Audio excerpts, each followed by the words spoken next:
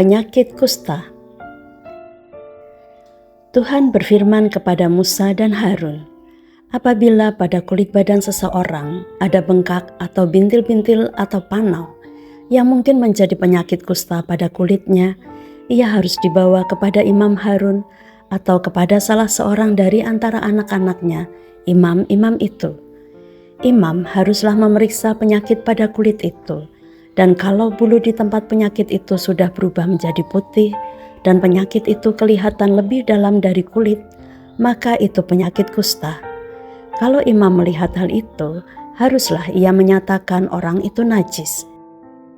Tetapi jikalau yang ada pada kulitnya itu hanya panau putih dan tidak kelihatan lebih dalam dari kulit, dan bulunya tidak berubah menjadi putih, imam harus mengurung orang itu 7 hari lamanya. Pada hari yang ke-7 haruslah imam memeriksa dia. Bila menurut penglihatannya penyakit itu masih tetap dan tidak meluas pada kulit, imam harus mengurung dia 7 hari lagi untuk kedua kalinya. Kemudian pada hari yang ke-7 haruslah imam memeriksa dia untuk kedua kalinya. Bila penyakit itu menjadi pudar dan tidak meluas pada kulit, imam harus menyatakan dia tahir. Itu hanya bintil-bintil. Orang itu harus mencuci pakaiannya dan ia menjadi tahir. Tetapi jikalau bintil-bintil itu memang meluas pada kulit, sesudah ia minta diperiksa oleh imam untuk dinyatakan tahir, haruslah ia minta diperiksa untuk kedua kalinya. Kalau menurut pemeriksaan imam, bintil-bintil itu meluas pada kulit, imam harus menyatakan dia najis. Itu penyakit kusta. Apabila seseorang kena kusta, ia harus dibawa kepada imam. Kalau menurut pemeriksaan imam pada kulitnya ada bengkak yang putih yang mengubah bulunya menjadi putih dan ada daging liar timbul pada bengkak itu, maka kusta idapanlah yang ada pada kulitnya. Imam harus menyatakan dia najis dengan tidak usah mengurung dia karena orang itu memang sudah najis. Jikalau kusta itu timbul di mana-mana pada kulit, sehingga menutupi seluruh kulit orang sakit itu dari kepala sampai kakinya, seberapa dapat dilihat oleh imam.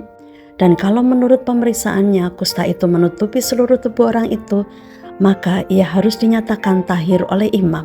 Ia seluruhnya telah berubah menjadi putih, jadi ia tahir. Tetapi pada waktu ada tampak daging liar padanya, najislah ia. Kalau daging liar itu dilihat oleh imam, ia harus menyatakan orang itu najis, karena daging liar itu najis dan itu penyakit kusta. Atau apabila daging liar itu susut dan berubah menjadi putih, haruslah orang itu datang kepada imam. Kalau menurut pemeriksaannya penyakit itu telah berubah menjadi putih, haruslah imam menyatakan orang itu tahir, memang ia tahir. Apabila pada kulit seseorang ada barah yang telah sembuh, tetapi di tempat barah itu timbul bengkak yang putih atau panau yang putih kemerah-merahan, haruslah orang itu minta diperiksa oleh imam. Kalau menurut pemeriksaannya panau itu kelihatan lebih dalam daripada kulit dan bulunya telah berubah menjadi putih, maka imam harus menyatakan orang itu najis, karena penyakit kustalah yang timbul di dalam barah itu. Tetapi jikalau panau itu diperiksa oleh imam dan ternyata tidak ada bulu yang putih padanya dan tidak lebih dalam daripada kulit, malahan pudar, imam harus mengurung orang itu 7 hari lamanya. Dan jikalau panau itu memang meluas pada kulit, imam harus menyatakan dia najis, itu penyakit kusta.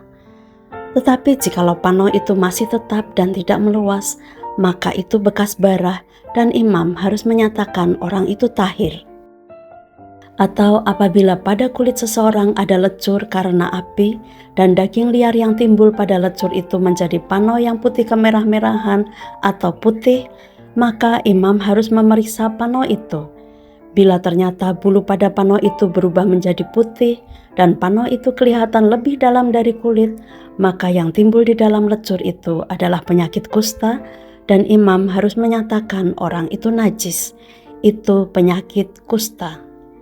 Tetapi jikalau menurut pemeriksaannya tidak ada pada panau itu bulu yang putih dan panau itu tidak lebih dalam daripada kulit, malahan pudar, imam harus mengurung orang itu 7 hari lamanya. Pada hari yang ke-7, imam harus memeriksa lagi dia. Jikalau panoh itu memang meluas pada kulit, maka haruslah imam menyatakan dia najis, itu penyakit kusta.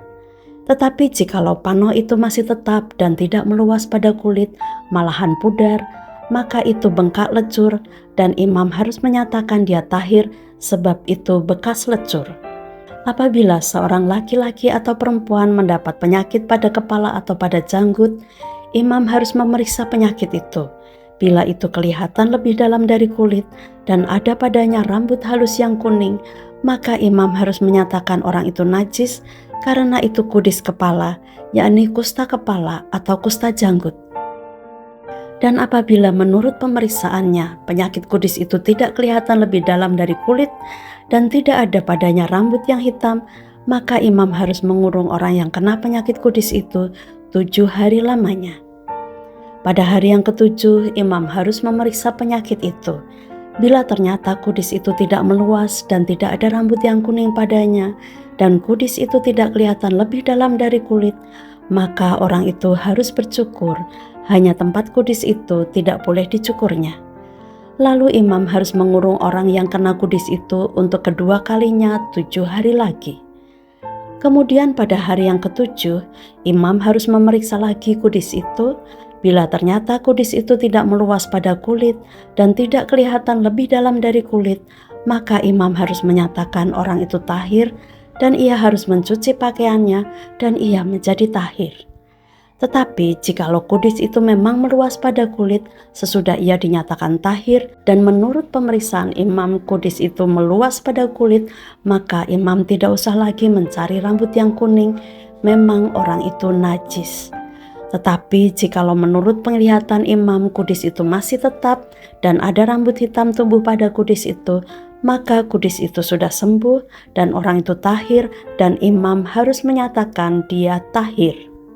Apabila pada kulit seorang laki-laki atau perempuan ada panau-panau, yakni panau-panau yang putih, imam harus melakukan pemeriksaan. Bila ternyata pada kulitnya ada panau-panau pudar dan putih, maka hanya kuraplah yang timbul pada kulitnya dan orang itu tahir. Apabila rambut kepala seorang laki-laki meluruh dan ia hanya menjadi botak, ia tahir. Jikalau rambutnya meluruh pada sebelah mukanya dan ia menjadi botak sebelah depan, ia tahir. Tetapi apabila kepala yang botak itu sebelah atas atau sebelah depan, ada penyakit yang putih kemerah-merahan, maka penyakit kustalah yang timbul pada bagian kepala yang botak itu. Lalu imam harus memeriksa dia. Bila ternyata bahwa bengkak pada bagian kepala yang botak itu putih kemerah-merahan dan kelihatannya seperti kusta pada kulit, maka orang itu sakit kusta dan ia najis. Dan imam harus menyatakan dia najis karena penyakit yang di kepalanya itu.